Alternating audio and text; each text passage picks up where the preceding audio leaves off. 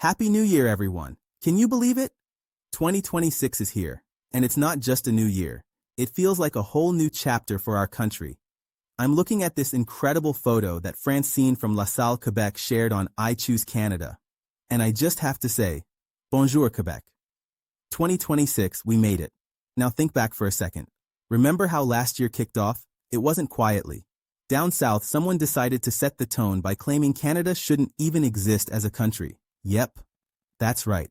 According to him, we were supposedly better off being the 51st state of the United States. Imagine that, after centuries of history, culture, and pride, suddenly someone says, you know what? You don't deserve to be your own country. You might think that would shake us, but here's the twist. It didn't. Not even for a second. Instead of making us doubt ourselves, it lit a fire. Canadians didn't just shrug it off. We doubled down. We reflected on our identity, our communities, our economy, and our pride. And oh boy, did we respond. Let's start with the economic impact. Remember all those boycotts? That wasn't just a protest. It was a full-on movement. Canadians stopped buying certain U.S. products, booze, travel, even orange juice, products that had long flowed north without thought, suddenly saw demand plummet. Jim Beam, for example, had to scale back production at their Kentucky distillery because sales dropped sharply.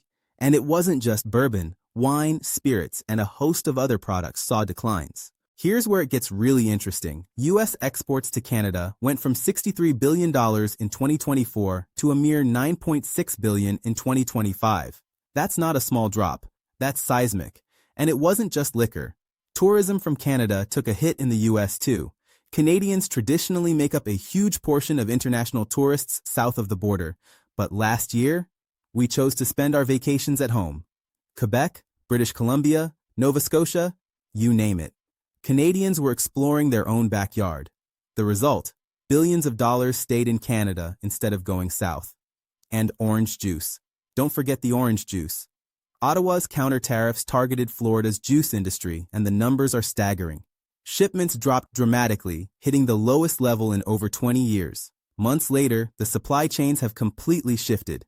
Today, when I go to the store, it's Mexican oranges flying off the shelves, not U.S. ones. Canadians made a choice, and the market followed. But the story isn't just about economics, it's about how absurd the narrative has become from the South. In the latest U.S. national security strategy, Canada, along with dozens of other countries, including allies in Europe, Panama, and even Greenland, has been labeled a threat. Canada, a threat to the U.S.? The irony isn't lost on anyone. Some sources online speculate that this is just a playbook. Declare anything a threat, then use it as justification to act however you want. Bombs, tariffs, executive orders, it doesn't matter. Label it a threat, and you've got a free pass. Meanwhile, back home, Canadians were thriving. Our spirits and wine industries had record years. Tourism exploded in regions that had historically relied on U.S. visitors. And every dollar we spent staying in Canada, buying Canadian products, or even supporting Mexican oranges instead of U.S. juice, sent a message. We make our own choices, and we invest in our own communities. Let's be honest. The narrative from the U.S. was all bluster. While they were busy declaring threats, Canadian citizens were quietly and effectively voting with their wallets. And the impact? Massive. Every boycott, every domestic purchase, every vacation spent at home helped Canada strengthen its economy, its industries, and its identity. Of course, there were reports about struggles in U.S. border states, ski towns, resorts, tourism hubs. But here's the thing. Canadians didn't stop traveling because we wanted to hurt anyone. We stopped traveling because we realized our own country is amazing. From the slopes in British Columbia to the ski hills in Quebec, from our wineries to our distilleries, there's so much to support and explore right here at home. And let's not forget the broader lesson here. Our Prime Minister put it perfectly when he said something simple but powerful. We can give ourselves more than anyone else can take away. Think about that. Every purchase, every choice, every investment in our country builds resilience and pride. And that's exactly what we did last year. We chose Canada. We continue to choose Canada. So as we step into 2026, here's the takeaway. Canadians have shown that we don't need anyone else to define us. We don't need approval or validation.